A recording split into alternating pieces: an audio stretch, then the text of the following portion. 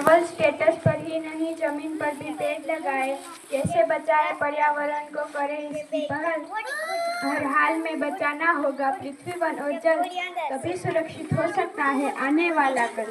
नमस्कार मित्रों, બે પરિવારથી સિંચાયેલી તનિષા કંપાણીયાના સત્સંગમાં હું હમણાં જ બોલી બે પરિવારથી સિંચાયેલી। એક પરિવાર તો ખબર પડે કે માતા પિતા ભાઈ બહેન, પણ આ બીજો પરિવાર કયો? મિત્રો, આપણે બધા જ બે પરિવારથી સિંચાયેલા। બીજો પરિવાર એટલે આપણું પર્યાવરણ। એક પરિવાર કે જેના માટે આપણે જીવીએ છીએ અને બીજો પરિવાર કે જેના કારણે આપણે જીવીએ છીએ। આ બંને પરિવાર આપણા માટે ખૂબ મહત્વના છે। પર્યાવરણના દરેક તત્વના કારણે અત્યારે આપણે જીવીએ છીએ। આપણું શરીર પંચમહાભૂતોનું બનેલું છે અને આ પંચમહાભૂતો અંશ કોના છે? પર્યાવરણના।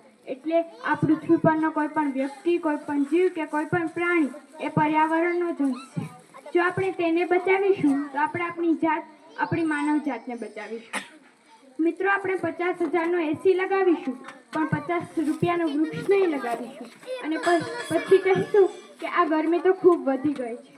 હોસ્પિટલમાં થોડી ક્ષણો ઓક્સિજન આપનારા ડૉક્ટરોને આપણે ભગવાન માની લઈએ છીએ, પણ આખી જિંદગીનું મફત ઓક્સિજન આપનારા વૃક્ષોની આપણે કદર જ નથી કરતા। આમ તો કહે છે ને કે કોઈ વસ્તુની કિંમત ત્યારે જ સમજાય છે જ્યારે સમય આવે છે। જોને આ કોરોના કાળમાં ઓક્સિજનના બાટલા માટે કાળા બજારી દવા લાવી હતી।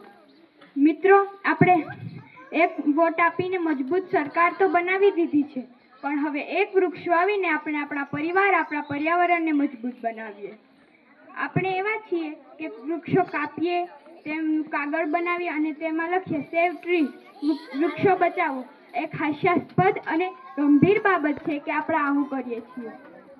મિત્રો, જેને પોતાનું વાહન છાયડામાં રાખવાનો શોખ હોય ને એને એક વૃક્ષ વાવવાનો શોખ રાખવો જોઈએ, કારણ કે જો અત્યારે આપણે ઘણા બધા વૃક્ષો વાવ્યા હોત ને તો આ ગ્લોબલ વોર્મિંગની સમસ્યાથી પીડાવું ન પડત। ઇન્સ્ટાગ્રામ કે ફેસબુક ઉપર ફોટો અપલોડ કરવા કરતાં એક વૃક્ષને અપલોડ કરીએ। વાદળાનો ટોળો આવશે લાઈક કરવા, કોમેન્ટ રૂપે વરસાદ આવીને જશે અને હરિયાળી પૃથ્વી વધારે હરિયાળી થઈ જશે। આપણે પર્યાવરણનું જતન કરીને તેની ઉપર કોઈ ઉપકાર નથી કરતા, પણ આપણે તેને આપણા માટે જ બચાવવું પડે છે, કારણ કે જો તે નહીં રહે ને તો આપણે પણ નહીં રહીએ। ઘણા વિચારકો કહે છે કે જ્યારે આ પૃથ્વીનું છેલ્લું વૃક્ષ પણ બળી જશે અને છેલ્લી નદી પણ ઝેરેલી થઈ જશે, ત્યારે જ આ લોકોને ખબર પડશે કે પૃથ્વી પર તેમનું શું મહત્વ હતું।